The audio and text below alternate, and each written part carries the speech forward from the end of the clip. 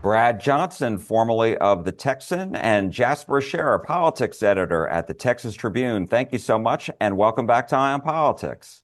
Thanks for having us Thanks for back. having us. You bet. So, this has really been a Texas-sized year when it comes to politics in the Lone Star State. And so, let's talk about the biggest stories of 2025 before we look ahead to some of the big races in 2026.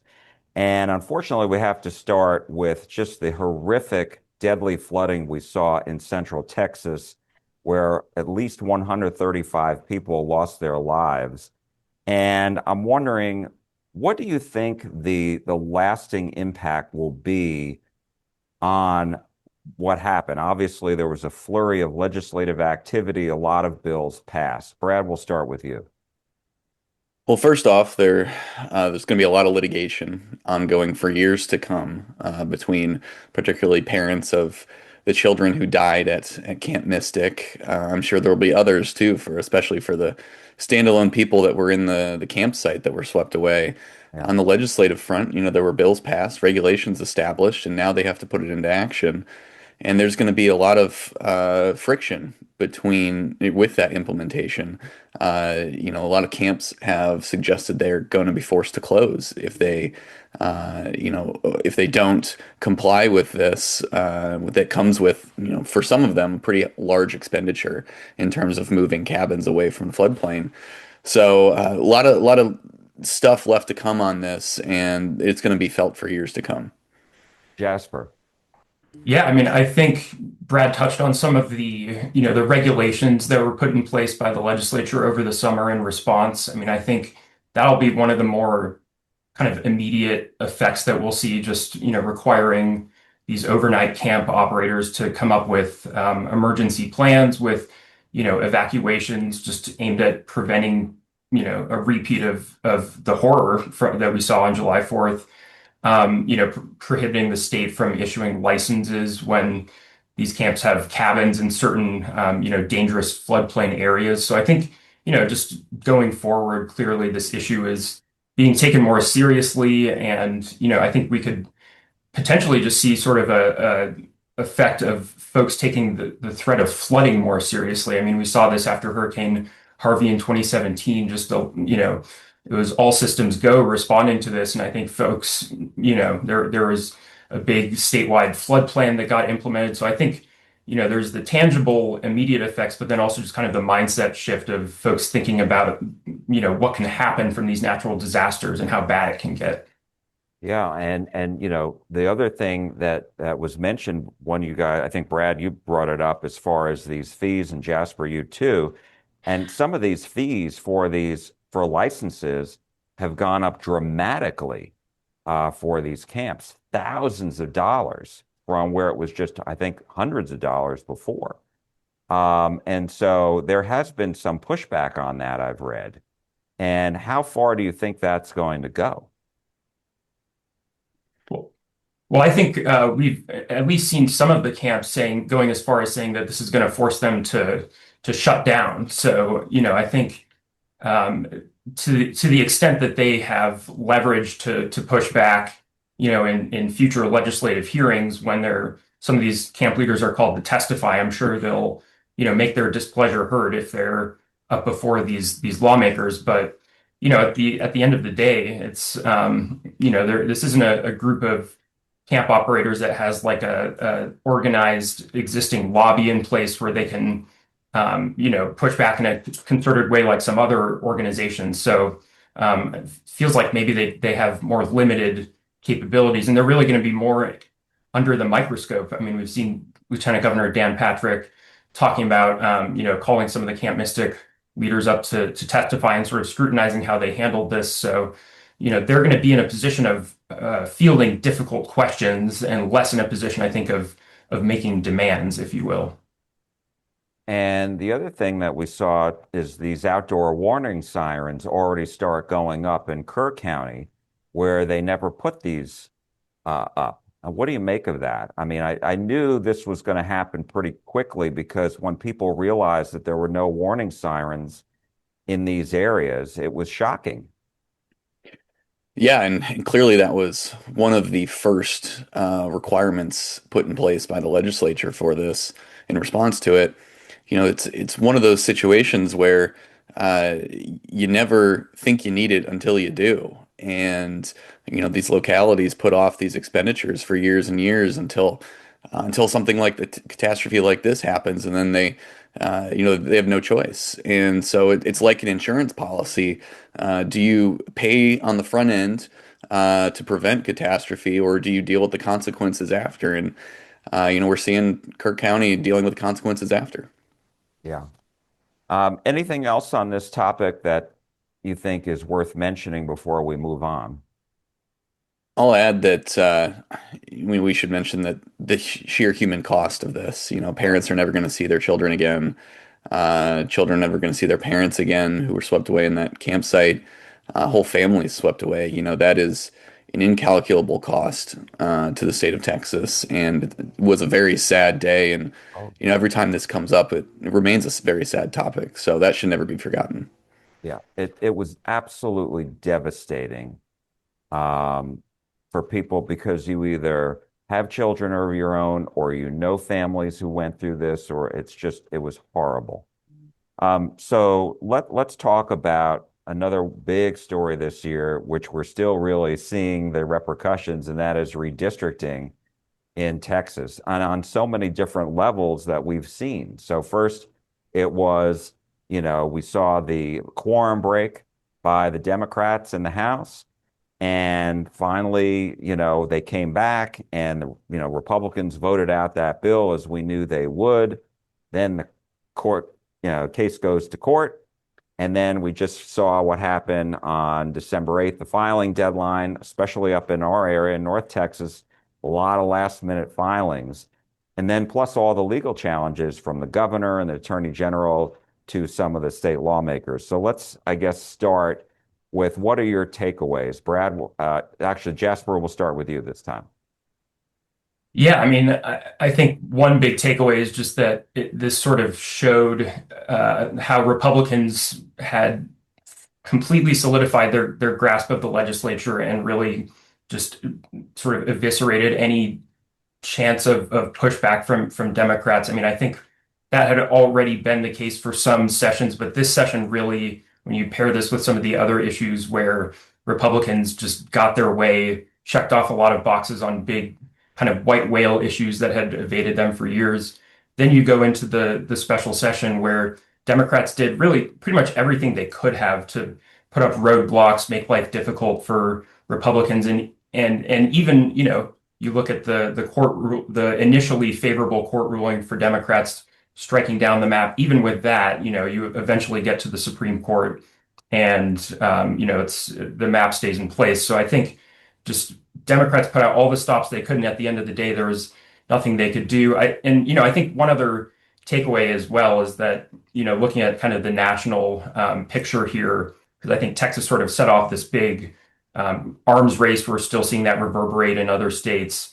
It does seem like this is essentially turning out to be a wash in some ways. I mean, still some maps left to be drawn or potentially not drawn. We don't know how the full national picture will look, but it's definitely looking like with Indiana not going ahead with its redistricting that Republicans aren't seeing the national benefit from this that they maybe initially expected going into the Texas fight. Brad. Well, the Supreme Court ruling, in my mind, solidified what we always knew about this. This was a pure power play. This was drawn for partisan gain. The president said that explicitly, and the Supreme Court's ruling reflected that. Now, Republicans made it a lot harder on themselves than it had to be by invoking race in certain areas. The DOJ letter won't go into all the details on that, but that caused a whole host of problems for Republicans, and shooting themselves in the foot on that nearly cost them their new map. Um, so they were playing with fire quite a bit legally throughout this. But they're also playing with fire politically because there's no guarantee they win all these seats, and it's looking like a really difficult cycle for them next year. And I don't think they win all these seats, all five of these. And so maybe they win three, and then you have California gaining expectedly five, that right there not just cancels it out, but is a net loss for Republicans. And, we'll still see, as Jasper said, we'll see how this plays out across the rest of the country. But, careful what you wish for, Republicans. You probably will get 3 seats, but those two extras are going to be very difficult, if not impossible, next year to win. Yeah, and we'll talk more about that coming up. But I think what was interesting is that privately, Republican members of Congress did not want this at all because the 2021 maps were, I mean, I always joke about it. This was, we've heard of I called it the incumbent protection program. We always hear about the witness protection program. I call it the incumbent protection program in 2021. And so they weren't asking for this. The president asked for this. And obviously the governor went through it. And I'm wondering, going forward, how much more often are we going to see this? Or after President Trump leaves office, is that going to, quell everything? Is everything going to go back to the way it was once a year redistricting instead of the mid-decade redistricting that we experienced this year? Well, I think, one potential interpretation of it is that states will see, what Texas was trying to accomplish. And as we were just discussing, it could end up kind of coming back to bite them, or at least end up being a lot of effort for essentially a net zero gain, potentially at best. So, some other states might see what Texas was trying to accomplish and where they ended up and conclude that, it's not worth the fight. I think, you also look at the fairly instructive example in Indiana of, what happens to state legislators who try to resist pressure from the White House. I think that probably left a bad taste in a lot of, other Republican lawmakers' mouths looking at how that played out. So there have certainly been just the way this has all happened over the last several months, some events that could lead states in the future to think twice about this. But, at the same time, I don't think I would ever go and just predict that this is going to be the end of it. It has shown that this experience has shown that it's possible for states to do this what was up until recently a fairly rare occurrence to do mid-decade redistricting. So the precedent has certainly been set in what some might consider a kind of a dangerous way. And Brad, let me ask you, I mean, I thought at some point they were going to even try to redraw some Texas House districts too, and they didn't do that. And do you think that is a potential for the future? Stay tuned, because if the Calais court ruling goes the way Republicans want it to go at the Supreme Court, which is the other redistricting case that we were watching this year, if it goes that way, there's a very high chance that they come back to redraw all the maps, because that is another obstacle to partisan redraws that would then be out of the picture. So, I'm hearing it's certainly being discussed in 27 coming back and redrawing all the maps, not just the congressional one. Now, the operative question here is the juice worth the squeeze, right? And is it worth going through all this headache, dealing with a quorum break, inflamed enmity within the body, people that have to work together and see each other every day when they're in session? Is all of this worth it just for a few seats? And I think it depends on what the margins are. If, let's say, Republicans were, 4 or 5 seats away from a supermajority in the Texas House, well, then it probably is worth trying to redraw the maps in order to get over the 100 vote line, because that means there's very little obstacle, just like there is in the Senate, very little obstacle to passing anything that Republicans want. Now, that's not the reality, and they're pretty far away from a supermajority in the Texas House. So the question is gaining 5, 6, 7 seats, but not hitting that line, worth all the trouble of doing another round of mid-decade redistricting? And then, of course, the look ahead forward is both parties want to be in a better position when the maps are redrawn regularly in 2031. So all these decisions are playing into that as well. Jasper, anything to add on that before we move on? No, I think Brad covered it. So let's talk about school choice and school funding, another huge issue this past year. Obviously, the governor got his school choice program across the finish line because he had, really a campaign for it hard across the state. Also went after the Republicans in the Texas House who opposed it. And so we saw that bear out. Now, the Texas Comptroller's office is charged with putting this all together. What do you think the major challenges are for acting Comptroller Kelly Hancock in getting this off the ground? Brad, we'll start with you. Comes to mind is the same thing as Obamacare. You know, getting people to actually sign up, it can be difficult, and if they don't know about it, they're just or they don't feel like it's worth going through the trouble of signing up, then they're not going to. There's a lot of logistical hurdles like that that when the rubber meets the road are going to determine, the success or however we're gauging that, the success of this program. Does it max out the number of kids that they have allotted with the $1 billion? And then if that happens, is that justification to then expand it down the road, or do they need to shrink it? Do they need to tinker at the margins? When actually implementing law happens, it's messy and there's going to be problems crop up. There's going to be examples of abuse and fraud. It's just a question of how the state deals with it and what guidelines they put in place, guardrails they put in place to prevent that after things do pop up.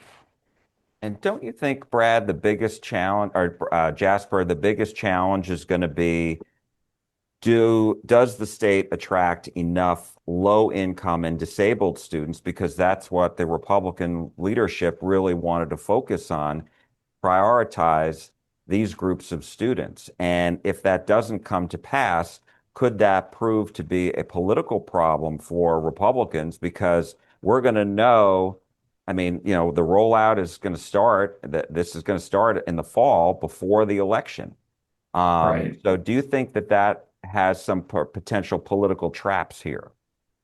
I think it could absolutely. That you're absolutely right that that was sort of a big selling point, and that was one of the big changes towards the end of the process that ended up getting this bill across the finish line was they made some changes to ensure that or increase the likelihood that these vouchers or ESAs would go to lower income folks. So I think that's absolutely a risk or a potential pitfall if it turns out that a bunch of high income folks are disproportionately benefiting from these ESAs. But and if you look ahead to the 2027 legislative session and beyond, I think the conversation from here on out is going to be really about where does this initial version of the program go from here? How do we expand it? What sorts of tweaks are made to, in terms of how the vouchers are distributed. So I think, if we, at the same time, if a bunch of these do end up going disproportionately to upper income folks, there is always going to be an opportunity to, for lawmakers to course correct, when they return to Austin, if that's the way they want to go. So, it's kind of hard to, in the same vein where we're talking about, are enough families going to sign up for this? It's kind of unclear if we're thinking about the midterms, if enough voters would be aware of, the dynamics of the program, if that's going to be like a deciding issue as opposed to some of the other, topics that get thrown around on the campaign trail. But certainly it could be a bit of a liability if that's how things play out.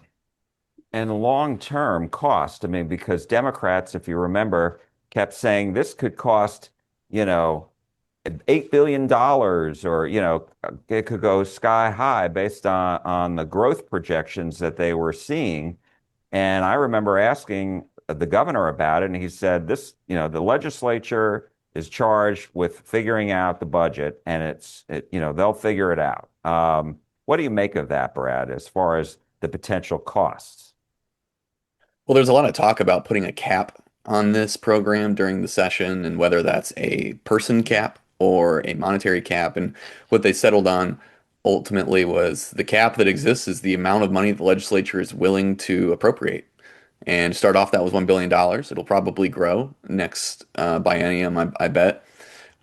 But they're also operating within the constraints of their own budget. And so let's say we do have an economic downturn, that is going to be a spot that, particularly now or in the near term, will be ripe for maybe not cutting from where we are now, but at least cutting in terms of what they project to spend down the road. That won't be the only place, if we do end up having to budget cut, then a lot of things are going to be on the chopping block. And I'm sure this, at least a portion of it, will be part of that. And then let's talk about school funding because we saw $8.5 billion of new funding go to K through 12 schools. And some of that was obviously teacher pay raises.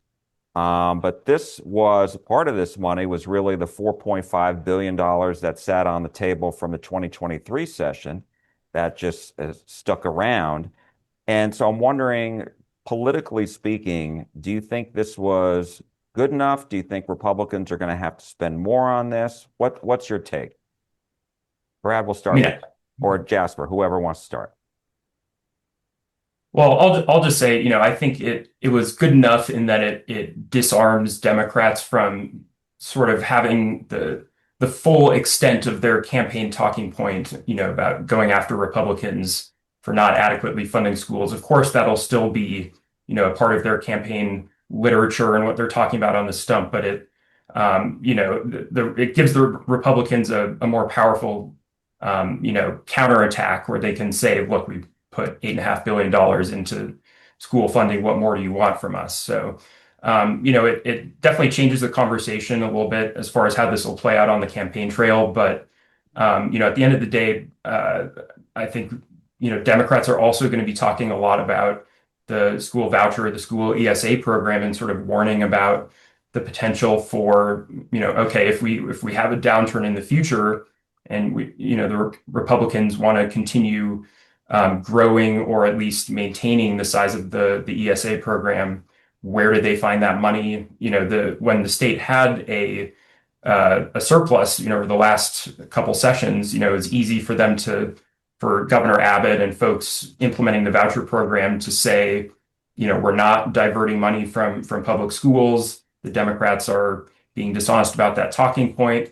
But now we might start to get into a situation where what bucket are you looking for to find that money to keep paying for the ESA program? So it could be Republicans could be kind of treading in dangerous waters if they're starting to think about pulling from public school funding to continue paying for vouchers.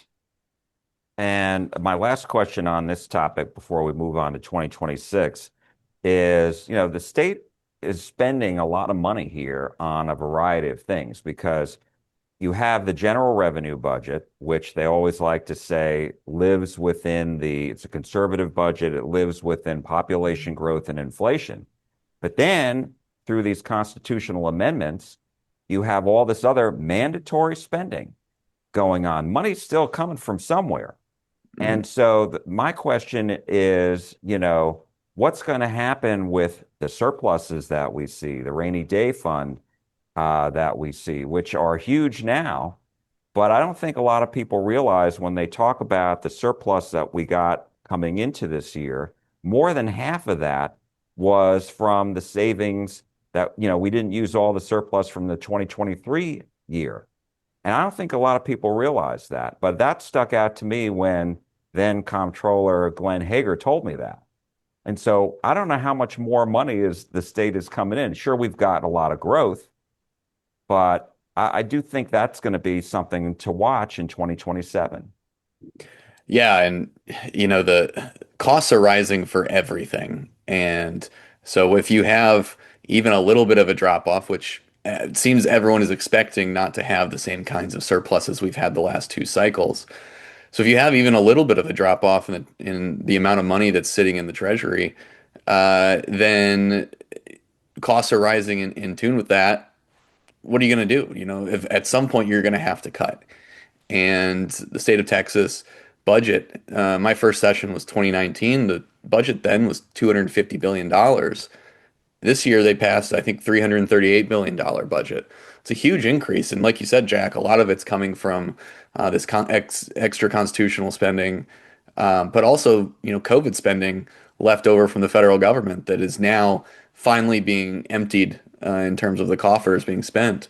So there's going to be some real tough fiscal decisions to make down the road, whether we're in an economic collapse or not.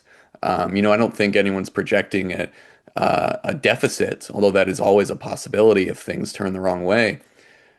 But we're now talking about property tax cuts again, and every time we do that, the state has to maintain that level of money, which currently is at $51 billion in the budget. Otherwise, property taxes are going to go up. So what's the next step there on that? Everything's just costing more, and we're going to see a smaller and smaller pie for the state to dole out money on this. Jasper. Yeah, I mean, I think the property tax cut discussion is one of the most challenging, issues for Republican leadership for the foreseeable future. Just when you talk about the $51 billion commitment they've already made, to get to a point where a lot of the grassroots, kind of the everyday Texans who vote in Republican primaries, this is issue number one, two, and three for a lot of them. They're letting their state reps and the governor hear about it night and day. And, you see this with Governor Abbott starting to roll out his reelection campaign, and he's centering property taxes and what he's talking about on the campaign trail because he recognizes how important this issue is. But at the same time, if you're at this point right now where the state's already investing, like 1/6 of its budget to this issue alone, and then you start to think about the possibility of an economic downturn, where you, at best, be looking at maintaining the current cuts and trying to avoid, rolling them back. That could present a real political liability for the incumbents in charge of, Republican leadership in Austin. I would say the saving grace that is still out there is this potentially $11 billion that the state is going to get back from the federal government. And, I've asked, when's this going to happen? And, no one seems to know. But I think everybody's going to have an idea on how to spend that $11 billion. Yeah. For sure. All right, so let's talk about 2026. And obviously, the marquee race is going to be the U.S. Senate race. We've got an exciting race on both sides of the political aisle. We've got the Democrats, we've got the Republicans. Let's start with the newest entrant, Jasmine Crockett, Congresswoman from Dallas, who really upended the race on the Democratic side by entering. Colin Allred jumped out of the race. He's running for the 33rd Congressional District. But you still got James Tallarico, who has built a following of his own. He raised a lot of money right out of the gate, and he's gotten some national headlines. So, Jasper, tell me what your thought is on how this is going to look in the next several months as once the new year starts, we are sprinting to the March primary. Yeah, it's going to be a fascinating. Well, I mean, both primaries are going to be fascinating, but just thinking of the Democratic side, I think Jasmine Crockett's candidacy is, sort of the initial discussion surrounding her. A lot of it has been about her pitch is that she, thinks that there's all this kind of untapped potential in the electorate that, kind of go back to the refrain that Democrats have sounded for some time now, that Texas is not a red state, it's a non-voting state. Crockett's really leaning into that with her campaign and sort of centering her pitch around the idea that she is best positioned to unlock these kind of disaffected, non-voting folks who lean to the left. So that, it's going to be interesting to see if Democratic voters, if enough of them buy that argument, if, how many folks are voting, based on which candidate they think is the most electable, and how many of them see Tallarico versus Crockett as that person who's best equipped to defeat the Republican incumbent. But it's going to be a crazy amount of money, millions of dollars thrown around. You're looking at two of the best fundraisers in the party in Texas, if not nationally. So it's going to be I wouldn't say a slugfest because, both of the campaigns are kind of trying to sound this more positive note, but it's going to be just a lot of money flying around and a lot of shadow boxing, I think, behind the scenes. Brad. There was a poll put out recently on the race, and Crockett was expectedly in first. I think it was 51-43 over Tallarico. But the more interesting questions that I saw in this showed two paths really for Democratic voters in Texas. The one asked which candidate they believe mobilizes the Democratic base more, and that was Jasmine Crockett. The other question asked was which candidate they believe expands the tent more, brings in more crossover voters or even soft Republican voters, and that was Tallarico. So Texas Democrats have two choices. They can choose one of two paths here, and both candidates, of course, will try and do both. But even their voters are seeing a clear delineation between the two in terms of their skill sets and what they bring to the table. Do they pick like Jasper said, do they pick the person they think has the best chance to win in November next year? Jasmine Crockett is saying that that is her. Clearly, she's in first place in the primary, but James Tallarico still thinks he can win the primary as well. So the strategy is going to be fascinating to watch how they message themselves to voters, and then obviously whoever emerges, they're going to try and move more to the middle because this is still a red state. It's not Oklahoma in terms of partisan leaning, but it is still a red state. And I do think electability in the Democratic primary is going to be the number one issue for Democratic voters to sort out. And one thing we know is that a whole bunch of Republicans, including the lieutenant governor, told me last week that sees if Congresswoman Crockett is the standard bearer, if she is the Democratic nominee, that she is going to energize and mobilize every single Republican to come out and vote against her and for the Republican, whoever it is. What do you make of that argument? Whoever wants to take it first. I can already see the ads being cut. There's the comment she made, and whether it's out of context or not, it doesn't matter because it's going to be used. Yeah. It is the comment about South Texas Hispanics who voted Trump having, quote, slave mentality. Uh, You're a fool if you don't believe that those ads are already cut for Republicans, and they will tie everyone down ballot to her if she is the nominee. Now, maybe she can counteract that and disprove it enough if there is room for disapproval in order to cancel that out. But Republicans are banking on sticking Jasmine Crockett to every single Democrat down ballot, just like national Republicans are trying to stick Zohran Mamdani, the new mayor of New York City, to all Democrats across the country. The strategy is already laid out. It's already happening.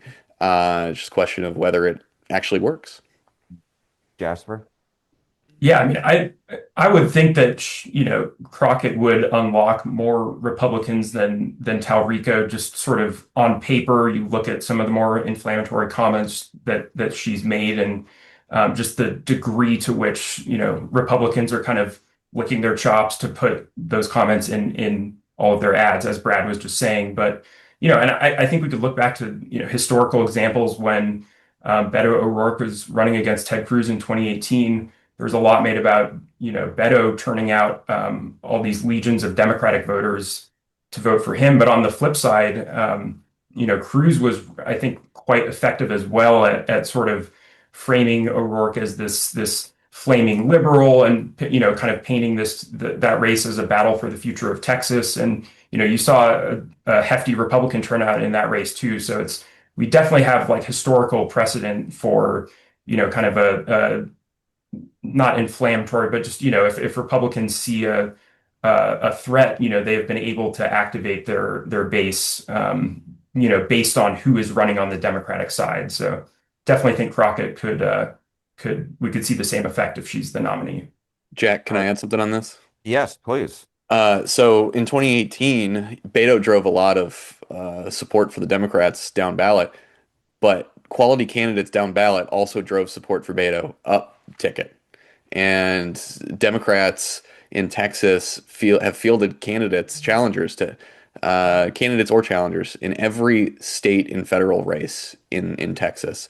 That's first of all, a really big accomplishment for them. That's not something that's been done in a long time, if ever. But the other 51 thing is years.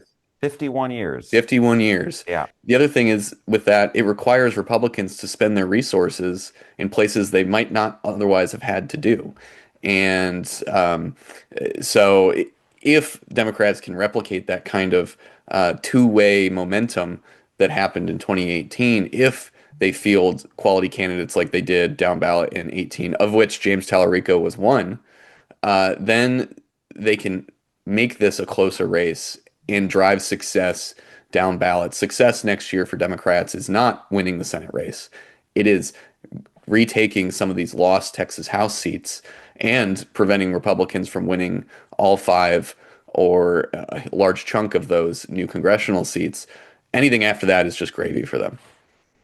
Let's talk about the Republican Senate primary. Obviously, this has been really going on since April, with the Attorney General Ken Paxton challenging Senator Cornyn, and then you have Wesley Hunt coming in the fall. And so the latest I saw from Decision Desk HQ was Paxton leading at, I believe, 32%, Cornyn at 27%, and Hunt at 23%.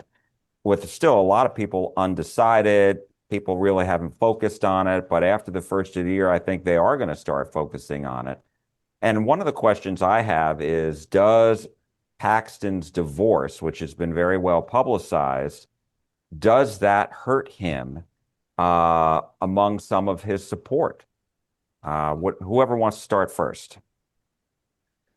It certainly is hurting among some Republican voters, and we now see, I'm aware of multiple people in my life that I know who they're not a fan of Cornyn because of his politics, and they're not a fan of Paxton because of his baggage, and now they have a third option, Wesley Hunt. Now, I don't think that's enough to put Wesley Hunt into the runoff, but it can take away from Paxton. It could also take away from Cornyn, and we'll see how the votes actually shake out. But this is heading to a runoff one way or another because Hunt entered the race. And in all likelihood, it's going to be Paxton in first in the primary, Cornyn in second, unless Wesley Hunt can work work a miracle on it. But I'm not really, because of what has happened nationally, particularly with Donald Trump and being the face of the party and the personal baggage he had that didn't matter in the Republican primary. I'm not sure it's going to have a huge effect, but Cornyn's going to throw everything at the wall and try and make it stick. Jasper.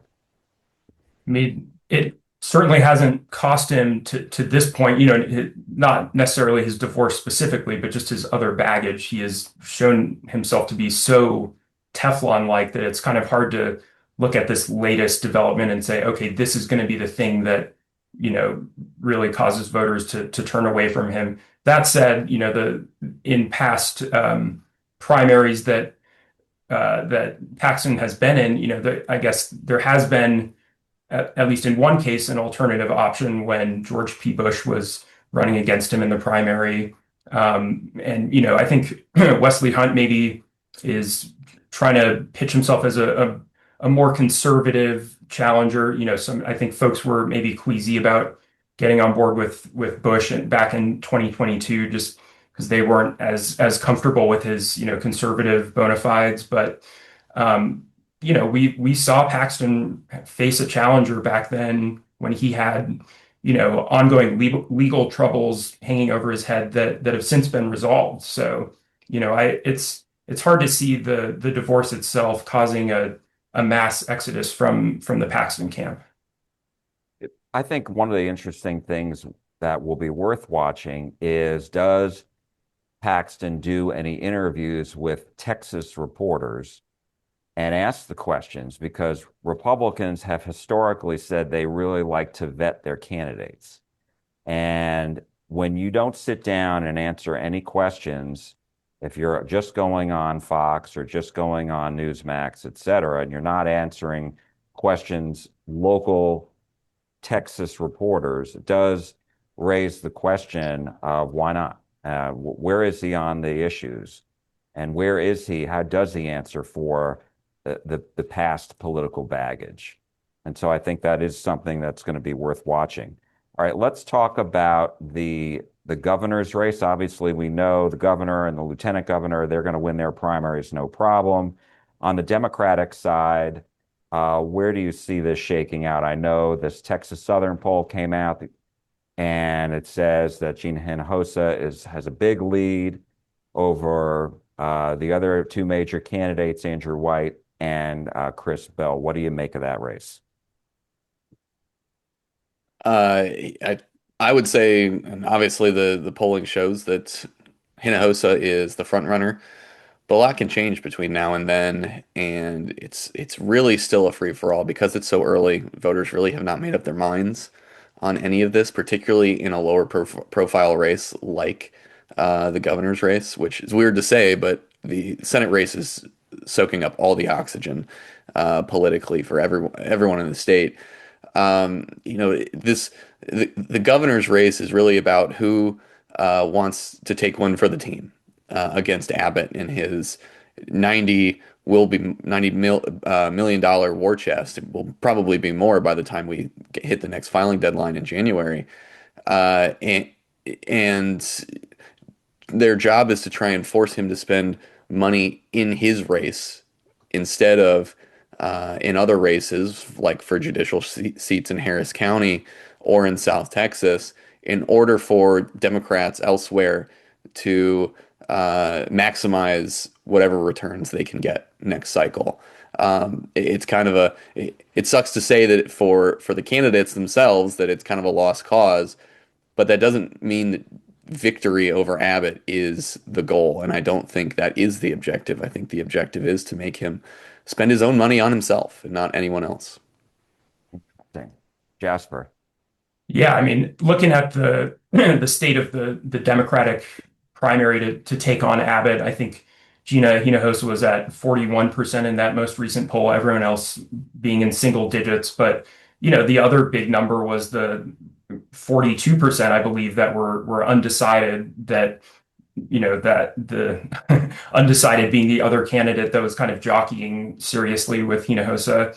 That's a lot of folks who haven't made up their mind, and it kind of raises the question of whether she'll be able to get past the 50% plus one vote mark in March. If things stand where they are, she probably gets there, but that can be an important differentiating factor in some of these races where, if the candidate wins outright and doesn't have to spend more, time and energy continuing to focus on challengers from their own party all the way into late May, that's time that they can spend fundraising and saving up money to at least make a bit more of a dent in Abbott's war chest. So that will be the big thing to watch, is just whether Hinojosa is able to pull away from the pack on March 3rd.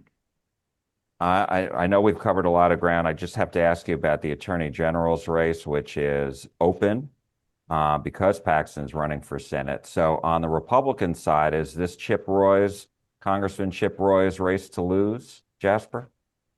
Sure seems like it at the moment, but in the same vein that we were just discussing with Gina Hinojosa's lead in the governor primary, there's a lot of time for things to change, a lot of money that's going to be spent going after Chip Roy for past comments he's made,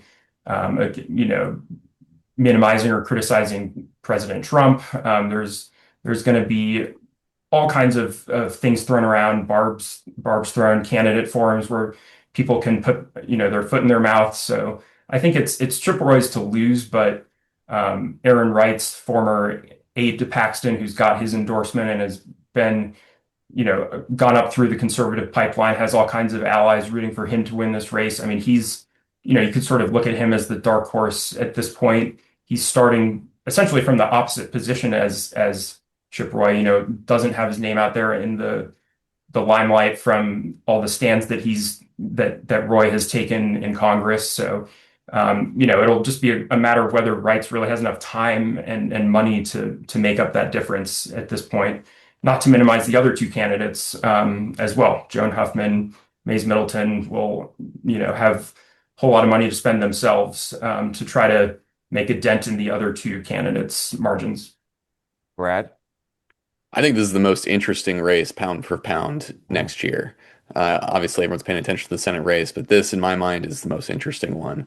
As far as the Republican side, Chip Roy is clearly making a runoff. His name ID is just so much higher than everybody else because he's been in Congress for so long and he's been on Fox News a lot. Nobody else has that in this race. If you look at the recent polling, the person actually making some ground, gaining some ground is Mace Middleton, state senator from Galveston, chiefly because he has the money to dump into this for a statewide campaign. I think Wright's he had a good fundraising haul initially, but we'll see in January when the filings are sent in. But it doesn't sound like it sounds like he has lost some momentum on the fundraising front. And maybe that changes. Certainly could. Attorney General Ken Paxton is bringing him along to events, fundraisers, and he has his endorsement. So maybe that carries a lot of weight, and it certainly could.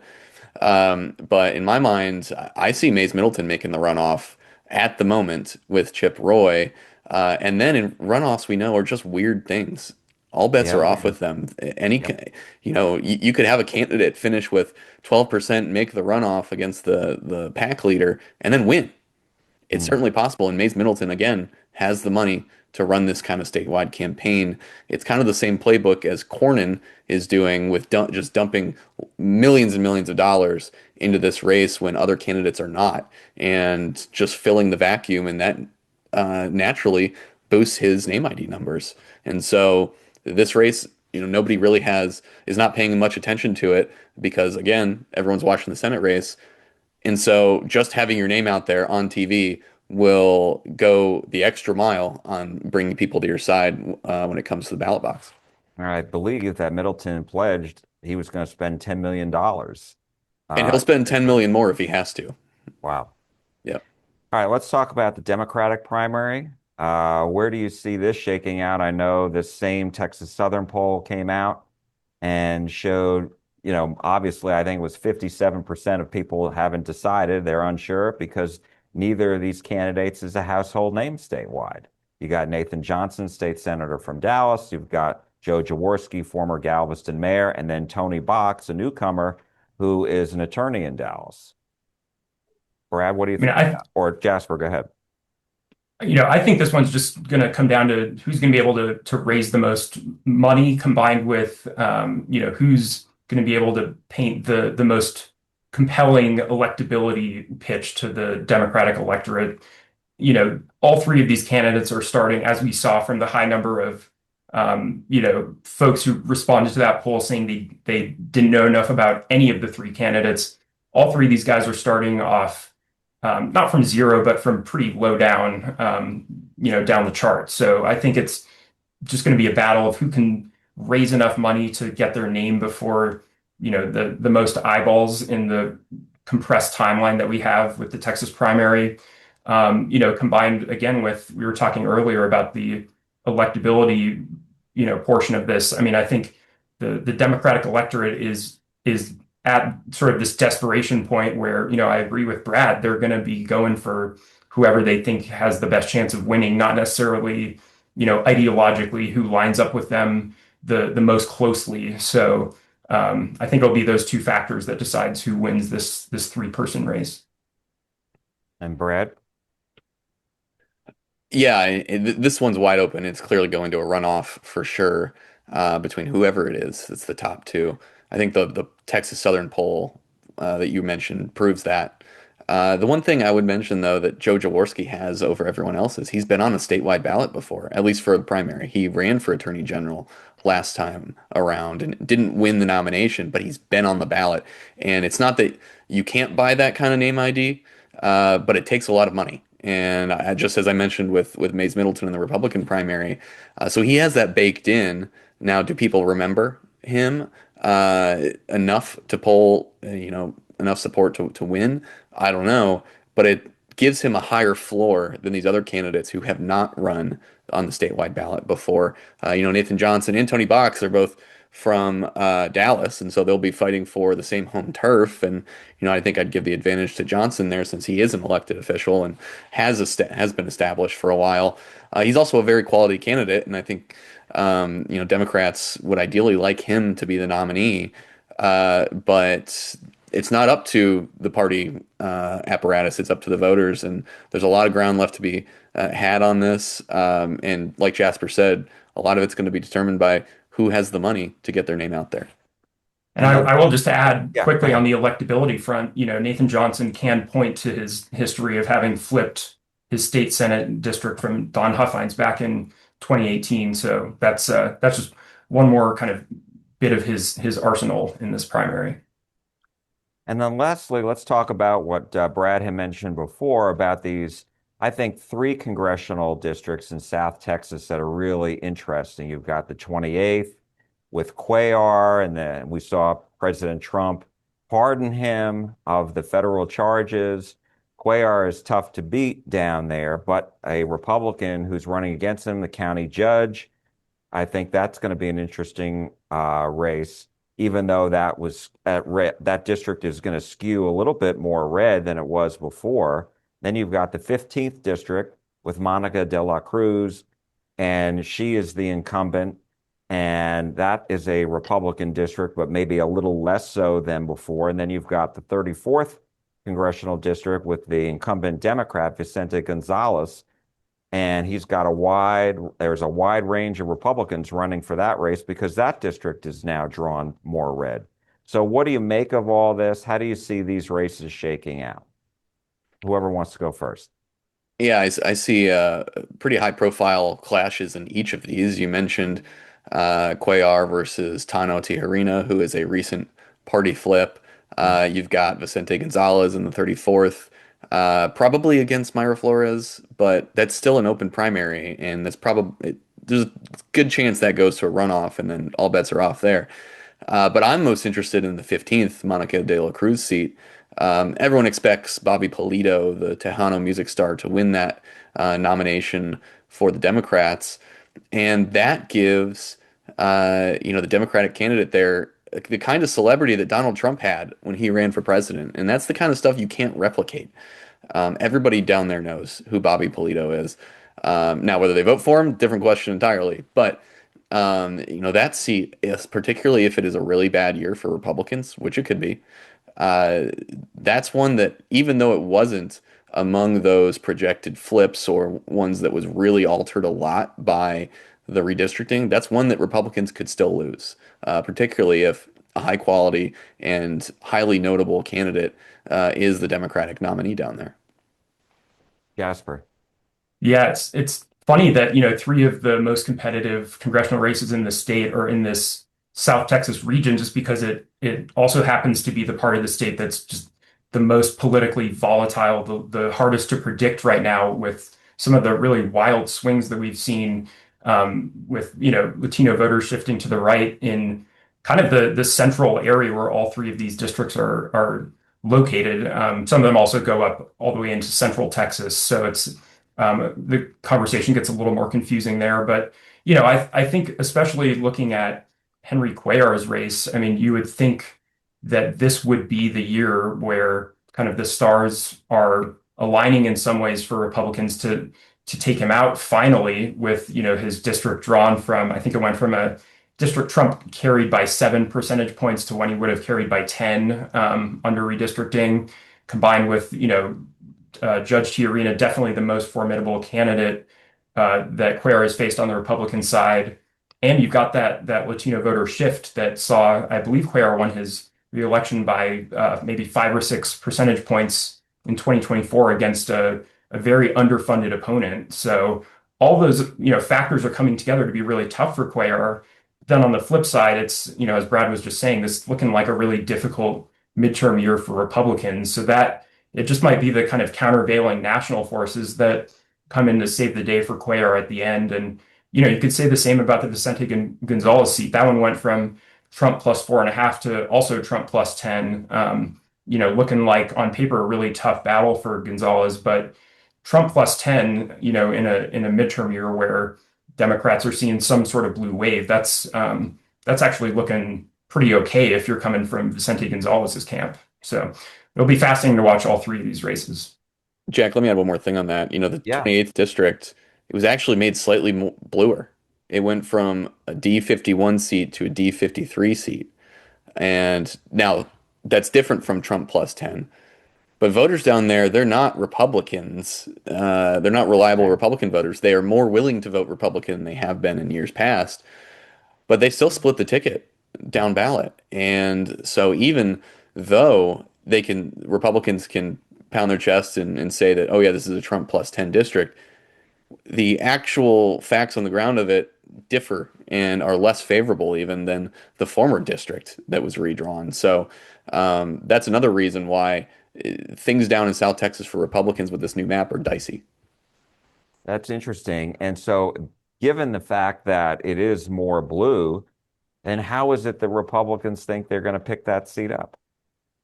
Well, because they indexed all of this on the Trump election in 24. And so, you know, in this new district, Trump did win it by 10 points, but the ticket was split down ballot. And so while they voted for Donald Trump at the top of the ticket, they're more likely to vote for Henry Cuellar or other Democratic candidates down ballot. And when you average it all the statewide results over the last two cycles out, it actually did shift slightly more blue. My understanding is that the if you look at the boundaries of the Cuellar district, say for like that 2018 Beto Cruz race, I believe Beto O'Rourke would have carried Cuellar's old district by a lower margin. The new district boundaries actually would have been more favorable to O'Rourke. So I think that's what Brad's talking about with, some of these other statewide Democrats did better under the new boundaries actually, as opposed to the old Cuellar district. Well, one thing we know about the voters along the border, and certainly down in South Texas, they are not ideologically driven. They are more pocketbook driven, wallet driven. And, certainly in 2024, the border was bad. And so people wanted that fixed. So we will wait to see how that shakes out. I want to thank both of you guys, Brad Johnson and Jasper Scherer. Thank you so much. We really appreciate all your time. Of course. Thanks, Jack. Thanks for having us, Jack. You bet. Merry Christmas and Happy New Year to you. Merry Christmas. Merry Christmas.